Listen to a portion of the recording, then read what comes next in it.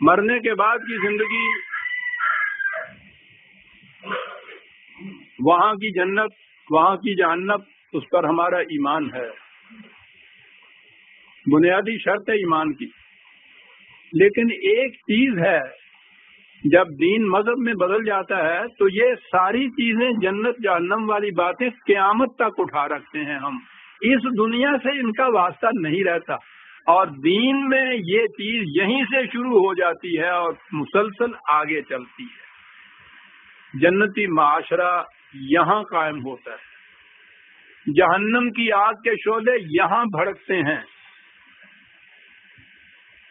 وہ شعلے باہر نہیں نظر آتے۔ نار اللہ الموقدۃ التی تطلع علی الافئدہ، آگ کے اس جہنم کی آگ کے شعلے جو دلوں کو لپیٹ لیتے ہیں۔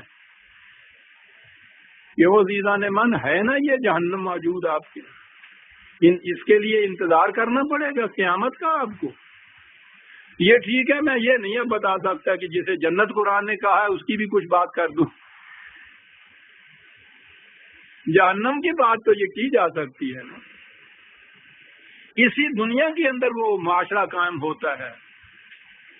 جنت کے متعلق یا جہنم بعد میں جو آنے والی ہے اس کے متعلق تو قرآن نے کہا مسلو، وہ ہم اس کی مثال دے کے ہم بیان کر سکتے ہیں، تمہیں بتا نہیں یہاں سکتے کہ وہ فی الحقیقت ان ریالٹی کیا ہوگی، تم نہیں سمجھ سکتے اپنے شعور کی موجودہ سطح پر، اسی لیے ہم اسے مثال کے ذریعے بیان کرتے ہیں۔ لیکن اس دنیا کے اندر جو جنت، اس معاشرے کی روح سے جنت یہاں قائم ہوتی ہے، وہ تو دکھائی جا سکتی ہے، دکھائی تھی نبی اکرم صلی اللہ علیہ وسلم والذین معہ نے، وہ جنت قائم کر کے یہاں سے، یہی وہی جنت یہاں، اس سے پہلے کہ جہنم کا نقشہ بھی موجود ہے اور اس کے بعد اس جنت کا نقشہ بھی ہمارے سامنے موجود ہے۔ ادخلوا الجنت انتم وازواجکم تحبرون، تم اور تمہارے رفقا، یہ ازواج ہمارے ہاں تو ترجمہ زوج بیوی ہوتا ہے نا، صرف قرآن کریم میں رفقا کو کہتے ہیں، ہم آہنگ ساتھ چلنے والے جو ہیں وہ ہوتے ہیں، تم اور تمہارے ساتھی۔ اب یہ انفرادی نہ رہی، میں دوسری جگہ بیان کروں گا، سورہ زمر شاید آگے ابھی آتی ہے، یہ آ گئی تھی، وہ گروہ در گروہ آ چکی تھی۔ یہ انفرادی چیز نہیں ہے، یہ اجتماعی چیز ہے۔ ادخلوا عبادی وادخلوا جنتی، یہ میرے بندوں کے ساتھ مل جا اور جنت میں داخل ہو جا، قرآن کہتے ہیں۔ تو ازواجکم کے مارے یہی ہے۔ اب یہ لفظ ہے یہاں تحبرون، حبر عربی زبان میں ہر خوش آئند چیز کو کہتے ہیں، اور لغت کی روح سے اس کے معنی اچھی موسیقی بھی ہے،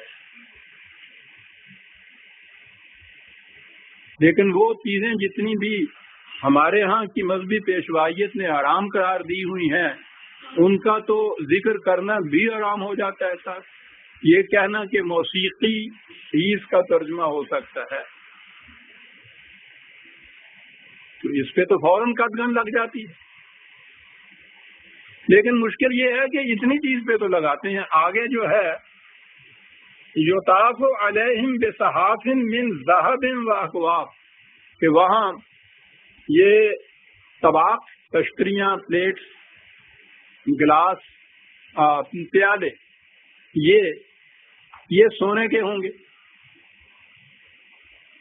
اب اس پہ نہیں یہ حضرات آتے کہ سونا اور چاندی تو تم یہاں حرام قرار دیتے ہو، تو جنت میں تو یہ بھی ہے، آگے حریر و اطلس بھی ہے جنت میں، یہاں یہ ریشمی لباس جو ہے اس کو بھی حرام قرار دیتے ہیں مردوں کے لیے۔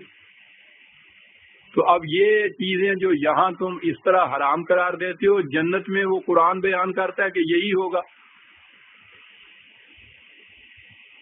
اب مشکل یہ ہے کہ قرآن میں کہیں بھی یہ نہیں آیا کہ وہاں کاٹن کا بھی کوئی ہوگا وہاں لباس، کہ چلو ہم وہی لے لیں اپنے لیے، وہاں تو ہوگا ہی ہے۔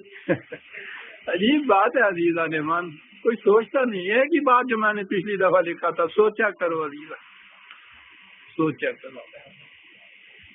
پیمفلٹ بھی آ گیا، شیخ صاحب کہتے ہیں اس میرے مقالہ کا پیمفلٹ بھی آ گیا ہے بات، سوچا کرو، ایک ہی بات ہے عزیزان من، یعنی اسی آیت میں قارون کا میں نے یہ کہا کہ اس کے معنی موسیقی بھی ہیں، تو پوچھو نہیں کیا شور مچنا ہی تھا۔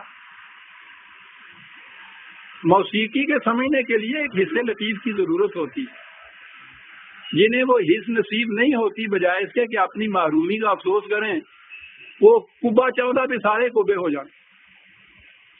انہوں نے کہا موسیقی کو حرام کرا دو، ہمارا وید ہی نہیں کھلے گا کہ ان کو اس کی اپریسیشن ہی نہیں آتی۔